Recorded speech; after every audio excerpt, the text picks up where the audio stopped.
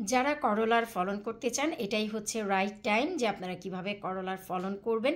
Hello everyone, আসসালামু আলাইকুম। কেমন আছেন আপনারা সবাই? আলহামদুলিল্লাহ, আমি তো অনেক ভালো আছি।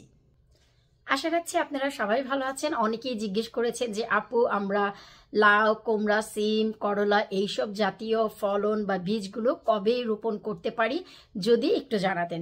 তো আমি নিজেও এখন করলার ফলন করতে যাচ্ছি। তাছাড়া লাউ, কুমড়া অলরেডি স্টার্ট হয়ে গেছে, আপনারা ডে বাই ডে ভিডিওগুলো পাবেন। তো করলার ফলন করতে গেলে আপনারা কখন কিভাবে করবেন, চলেন আমি আপনাদের সাথে সেই ভিডিওটাই শেয়ার করি। অবশ্যই মনে রাখবেন, মিডল মার্চ থেকে যদি আপনারা করলার ফলনটা করেন তাহলে সামার আসতে আসতে ফলনটা পাওয়া যায়। কিন্তু একটু লেট হয়ে গেলে তাহলে দেখা যায় কি, করলার ফুল আসে, ফলটা একটু ধরতেই আবার এই আমাদের শীত প্রধান দেশগুলোতে ঠান্ডা চলে আসে। তো চলেন কথা না বাড়িয়ে আমরা সরাসরি চলে যাচ্ছি মূল ভিডিওতে। আপনারা কিভাবে করলার ফলন স্টার্ট করবেন সেটা নিয়ে আজকের ভিডিও। সবার শুরুতেই আপনাদের বীজগুলো নিতে হবে, এবং এই যে দেখেন, খুব ভালো মানের বীজ কিন্তু হতে হবে। আপনারা নিশ্চয়ই আমার গার্ডেনে যারা 2023 এবং 22 ভরে 23 এবং 24 ভরে করলার ভিডিও দেখেছেন, তখন দেখেছেন অনেক বড় বড় লম্বা লম্বা মোটা করলা ধরেছে আমার গার্ডেনে, কিন্তু অনেক পরিমাণ। সেই করলার বীজগুলোই হচ্ছে এইগুলো, যেটা হচ্ছে স্মার্ট করলা নামে পরিচিত বাংলাদেশে। তো আমার এই করলার বীজগুলো কিন্তু খুবই ভালো। আমি 2023-এও করেছি এবং নিজের বীজ দিয়ে 24-এও করেছি। আলহামদুলিল্লাহ ফলন কিন্তু ভালোই পেয়েছি। আর এই যে দেখেন, যারা আপনারা বীজ অ্যাপসম সল্টে ভিজিয়ে রাখবেন, অবশ্যই পটের গায়ে লিখে রাখবেন যে এটা কোন জাতের বীজ। এতে করে আপনারা যখন মেইন পটিং করবেন আপনাদের সুবিধা হবে। ফলনটা যখন আসবে তখনও বুঝতে পারবেন যে কোন গাছ থেকে কোন ফলটা পেলেন। তো এটা হচ্ছে স্মার্ট করলা, যেটা হচ্ছে আমার নিজের 2023-এ যদি আমার করলার ভিডিও দেখেন আপনারা দেখবেন সেখানে অসাধারণ সফলতা আল্লাহ আমাকে দিয়েছে। তো এই যে দেখতে পাচ্ছেন করলার বীজগুলো, এইগুলোকে আমি অ্যাপসম সল্টের পানিতে ভিজিয়ে রেখেছি লাস্ট 10 আওয়ার্স ধরে, 10 ঘন্টা যাবত। আমি 4 থেকে 5 ঘন্টা রেখেই বেসিক্যালি লাগিয়ে দিই, কিন্তু আমার হাতে একদমই সময় ছিল না, অনেক কাজে ব্যস্ত ছিলাম, তাই এগুলো 10 ঘন্টা হয়ে গেছে। এখন হচ্ছে আমরা এইগুলোকে এই যে দেখেন এই মাটিতে আমরা লাগিয়ে দেব।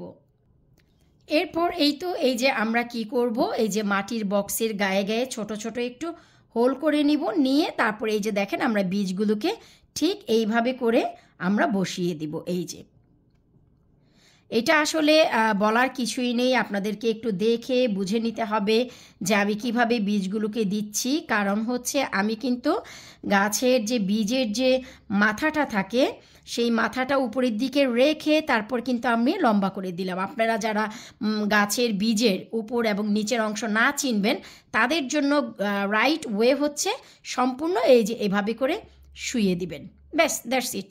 আর যারা চিনেন যে উপরের অংশ নিচের অংশ, তাহলে সেটা সেভাবেই দিবেন। এরপর এই যে দেখেন ভালো করে আমরা একটু মাটি দিয়ে বন্ধ করে দিচ্ছি। এগুলো আসলে বলার কিছু নেই, এগুলো জাস্ট আপনারা একটু দেখে বুঝে নেন। আর বরাবরের মতনই এবারেও যে আমাদের অ্যাপসম সল্টের পানি আছে সেটা আমরা ফেলে দেব না, সেটা আমরা যেভাবে করে দিয়ে দেব। যেহেতু 10 ঘন্টা ভিজানো করলার এই বীজ, তাই আমরা ওই অ্যাপসম সল্টের যতটুকু পানি ছিল সেইটুকুই কিন্তু উপরে দিয়ে দিলাম, এক্সট্রা পানির আর কোনো প্রয়োজন নেই। আর এই যে অবশ্যই লিখে রাখবেন স্মার্ট করলা, আমি যেমন লিখে রাখলাম নিজের বোঝার জন্য।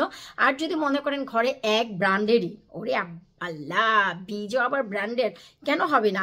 কারণ ফলন অনেক সময় হয় না, কত চমৎকার বড় বড় হয়, মাঝারি সাইজের হয়, ছোট হয়। এটা যেহেতু ভালো মানের বীজ তাই আমি লিখে রেখেছি। আর আমি বেশ কয়েক ধরনের করলার ফলন করতে যাচ্ছি এবছর, এই জন্য আমার লিখে রাখাটা জরুরি ছিল। তো এই যে দেখেন আমি কিন্তু এখন এইটা জাস্ট একটু হালকা আমার হিটারের উপরে যে গাছগুলো হয়েছে সেগুলোকে মুভ করে আবার এই পটটাও দিয়ে রাখবো। তো যারা যারা এখনো পর্যন্ত করলার ফলন করেননি, এরই নাম ভাই জীবন সংসার, সব কিছু মিলিয়েই বুঝতেই পারছেন। ভিডিও করতে করতে অনেক সময় বাড়ি থেকে ফোনও চলে আসে, তাদের সাথে কথাও বলি, তারপর আবার আপনাদের জন্য কন্টিনিউ করি। তো যাই হোক, যারা যারা করলার ফলন করতে চান এবছর, তারা অবশ্যই এখনই এই মার্চ মাসে করলার বীজগুলো আপনারা রোপণ করে ফেলুন।